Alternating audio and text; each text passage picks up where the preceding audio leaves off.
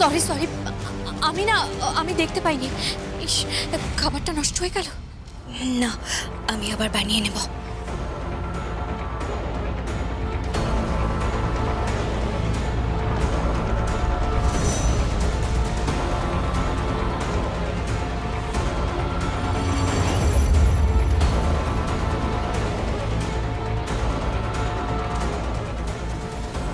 এক ঝলক যেন মনে হলো মেয়েটা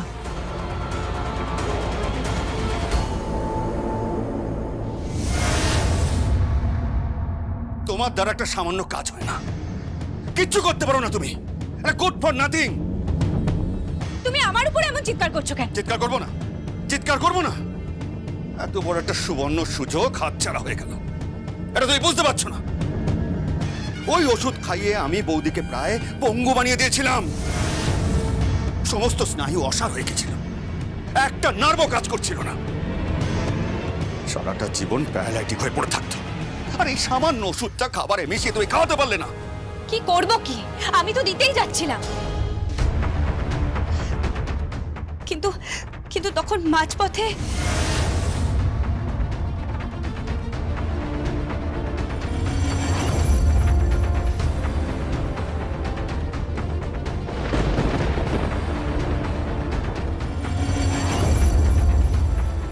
তখনই আমার হাত থেকে পড়ে গেল। দেখে চলতে পারো না, দেখে চলতে পারো না। কত সহজে ব্যাপারটা হয়ে যেত। ঠিক তাই, কেউ বুঝতেই পারতো না যে ওষুধ মেশানো হয়েছিল। সবাই ভাবতো যে আবার হয়তো অ্যাটাক হয়েছে, যেমন হয় আর কি। সারাটা জীবন পঙ্গু হয়ে পক্ষাঘাতগ্রস্ত হয়ে পড়ে থাকতো। সুভাষ, তুমি আমাকে বলো আমি এখন কি করব? তুমি আমাকে জিজ্ঞাসা করছো, তুমি আমাকে জিজ্ঞাসা করছো তুমি কি করবে? পড়ে যাওয়ার পর আবার ওষুধ মিশিয়ে তুমি খাবার খাওয়াতে পারতে তো। ওষুধটা ফুরিয়ে গিয়েছিল সুভাষ, আমি তো পুরো ফাইলটাই ওর মধ্যে মিশিয়ে দিয়েছিলাম। একটুখানি তো ফাইল আমি কি করব বলো? ও ফাইলটা সুভাষ দা, ঠান্ডা ঠান্ডা ঠান্ডা, শান্ত হও, মাথাটা ঠান্ডা রাখো। হ্যাঁ, এটা কিন্তু অনেক বড় খেলা। এ খেলায় যদি একটু এদিক থেকে ওদিক হয়ে যায় না, যদি চাল চালতে একটু ভুল করো, তাহলে কিন্তু তুমি শেষ। আর শুধু তুমি নও, সব শেষ। কিচ্ছু করতে পারবে না, শুধু নীরব দর্শক হয়ে নিজের পরাজয় দেখবে।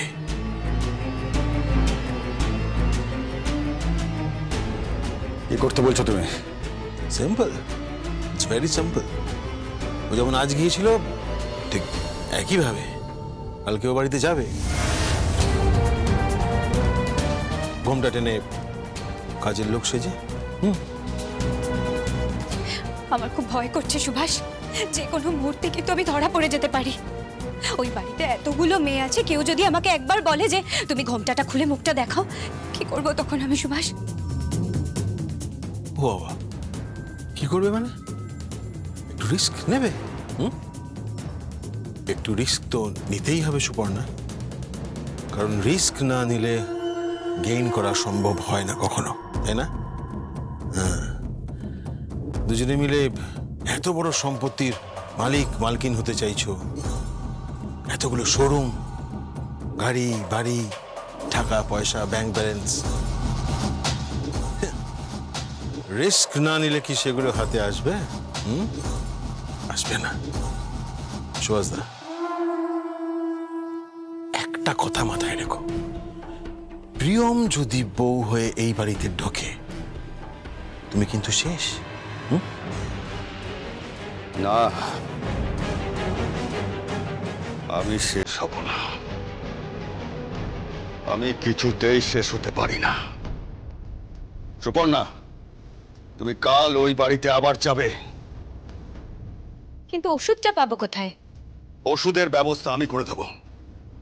ওষুধ নিয়ে তোমাকে চিন্তা করতে হবে না। কাল আবার তুমি ওই বাড়িতে যাবে এবং খাবারে ওষুধ মেশাবে। সুপর্ণা, কাল যেন কোনো ভুলচুক না হয়। বৌদি চা খেতে চাইবে তাই বৌদিকে খাওয়াবে, শুধু খাবারে ওষুধটা মেশাতে ভুলবে না। খাবারে ওষুধ মিশিয়ে দিলেই ব্যাস, বৌদি চিরকালের মতো আর নড়তে পারবে না। বিছানায় শুয়ে শুয়েই মরবে।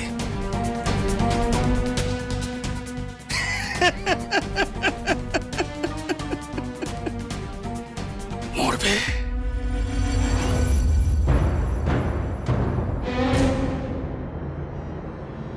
কি বলছো কি তুমি? আমি ঠিক বলছিলাম। আমি আমি বলছি আমি মেয়েটাকে চিনি। তুমি মেয়েটাকে চেনো?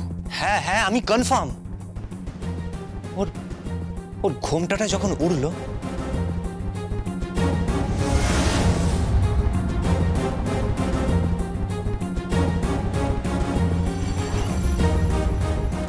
খুব চেনা চেনা।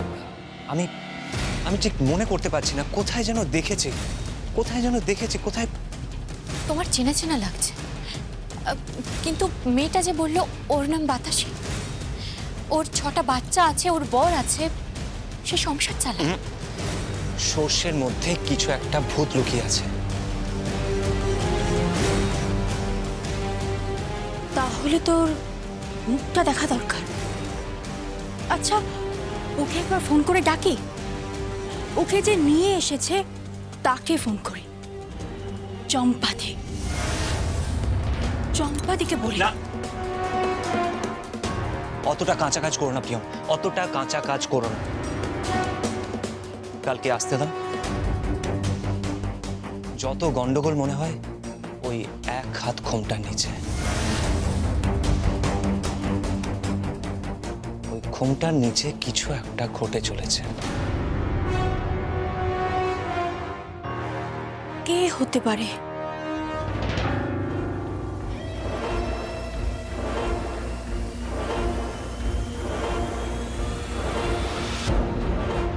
এখানে খাবারটা পড়েছিল না?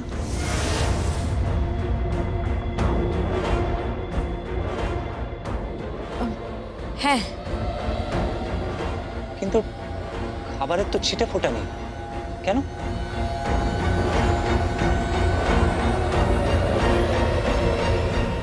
কি জানি, ওই মেয়েটার হঠাৎ করে এই বাড়িতে আসা, তারপর হঠাৎ করেই প্রিয়মের শাশুড়ি মায়ের খাবারের দায়িত্ব নেওয়া। হ্যাঁ, মম বলছিল মম ওর কাছে রাইস আর স্টু চেয়েছিল, আর ও না সেগুলো একবার শুনে রান্না করতে বেরিয়ে যাচ্ছিল। কিন্তু ও যেই জায়গা থেকে উঠে এসেছে তাতে রাইস আর স্টু এর মানে বোঝা কিন্তু ওর পক্ষে সম্ভব নয়, তাই না? কালকের জন্য আমাদের অপেক্ষা করতে হবে। কালকে আসতে দাও মেয়েটাকে, দেখি ঘোমটার নিচে খেমটাটা কে নাচছে।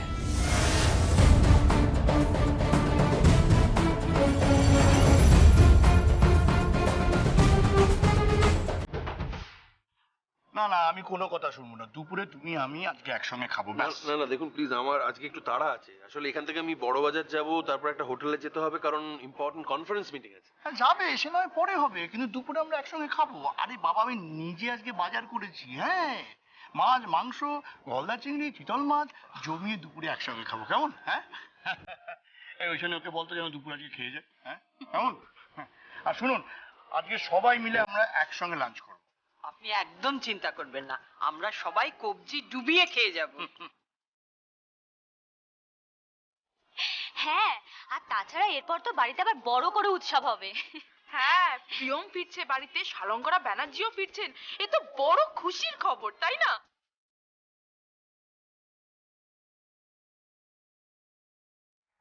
এ কি, শুধু মুখে গল্প চলছে তো? লুচি, আলুর দম, চা কিচ্ছু আসেনি এখনো। আরে টগর, কই গেলি? হলো তোর? হ্যাঁ হ্যাঁ, দাঁড়া, হয়ে গেছে, নিয়ে আসছি আমি।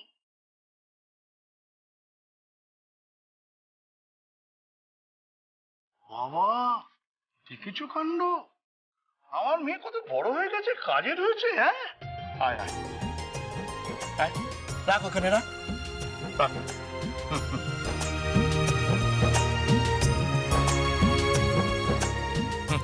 রিক, বসো, রাখ।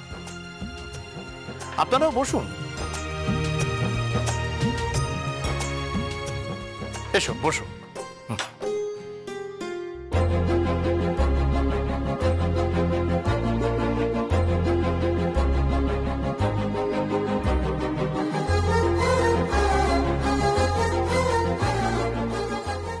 বেশ, নাও রে, নাও খেয়ে নাও। এখন আবার এত আয়োজন করেছেন কেন? আরে দাঁড়াও, এখনো তো মিষ্টিটা বাকি আছে। দাদা ওকে এত খাইও না কিন্তু, ও দিন দিন যা মোটা হচ্ছে না, এরপরে কিন্তু ঘটোৎকচের মতন চেহারা হবে। কি হচ্ছে হ্যাঁ? এই চাটা কেউ সার্ভ করে দে না। আমি করে দিচ্ছি, দাঁড়াও।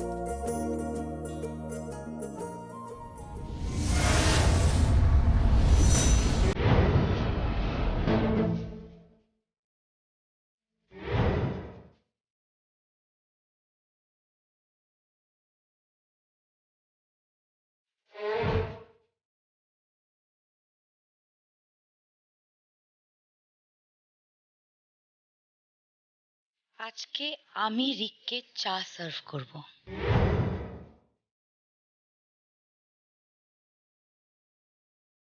তুই সার্ভ করবি চা? আমি রিককে চাটা বানিয়ে সার্ভ করে দিচ্ছি। হ্যাঁ, তুমি রিকের পছন্দ অপছন্দ কি জানো কৌশানী? রিক কোন চা পছন্দ করে, চায়ে মিল্ক নেয় কিনা, চায়ে সুগার নেয় কিনা তুমি জানো?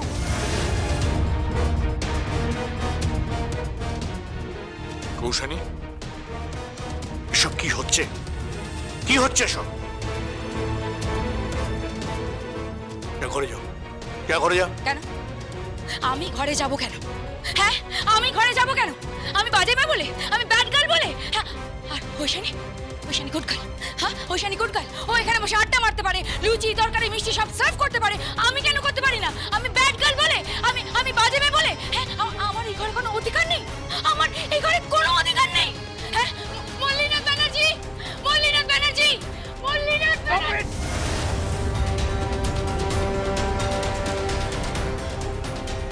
Stop it.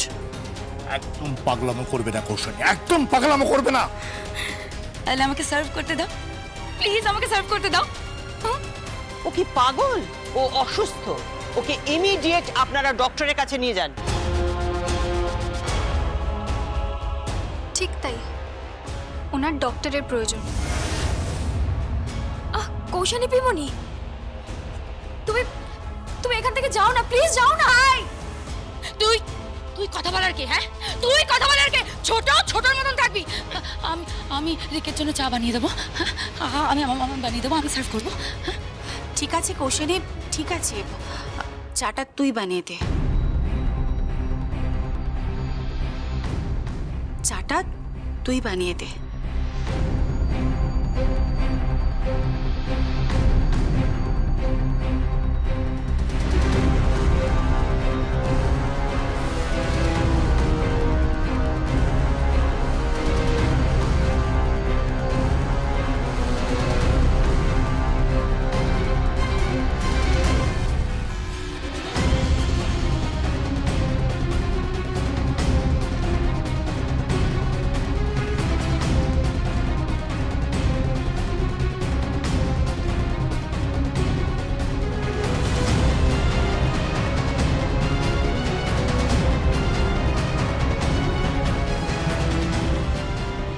দেখো, চায়ে আবার বিষ মিশিয়ে দিও না জানো।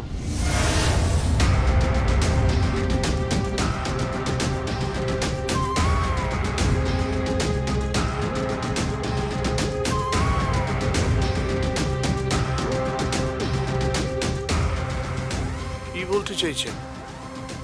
বিষ মিশিয়ে দিও না মানে?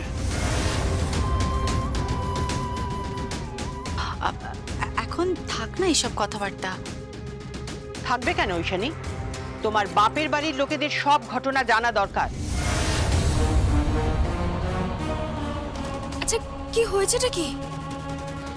আমি না বুঝতে পারছি না আপনি কি বলতে চাইছেন।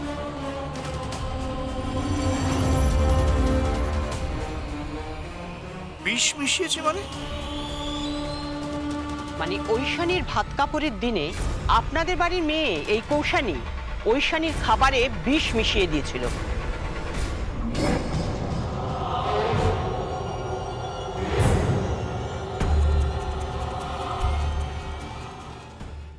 সত্যিই মেয়েটা অসুস্থ। ভাগ্য ভালো যে ঐশানী সেটা দেখতে পেয়ে গেছিল, না হলে যে কি হতো আমাদের বাড়ির বউটার ভাবতেও পারছি না।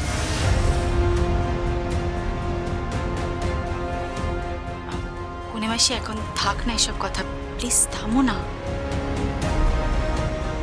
কেন কেন থামবে কেন? হ্যাঁ, কেন থাকবে কেন? ঠিক তাই, আপনাদের সমস্ত ঘটনাটা জানা দরকার।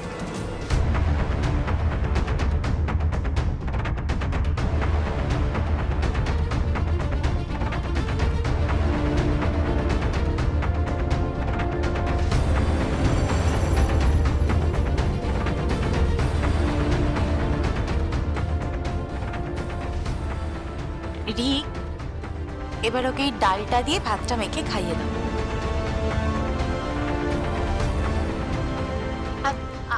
আমি খাবো না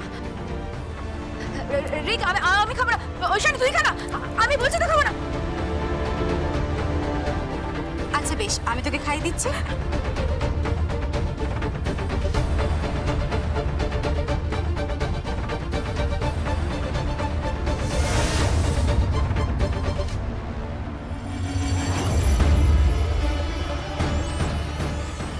আমার ভাত কাপড়ের ডালে আর মাছের মাথায় বিষ মিশিয়ে দিয়েছিল আমার বোন।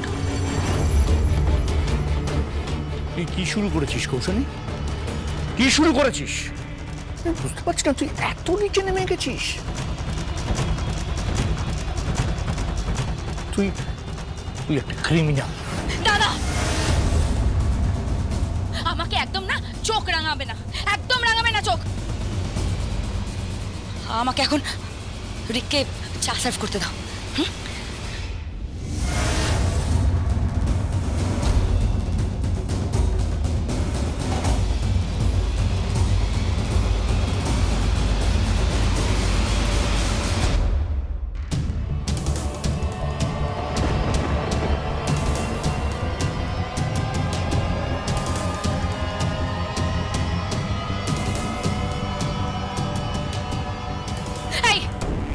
তুই কেন রিককে চা দিলি? হ্যাঁ, তুই কেন রিককে চা দিলি? তার কারণ তুই ওই চাটার মধ্যে মিল্ক অ্যাড করেছিস, সুগার অ্যাড করেছিস, যেটার কোনোটাই রিক খায় না। ও শুধুমাত্র চায়ের লিকারটা খায়, যা তুই জানিস না। তোর পক্ষে জানা সম্ভবও নয়, কারণ তুই তোর শালিকা, আমিও স্ত্রী।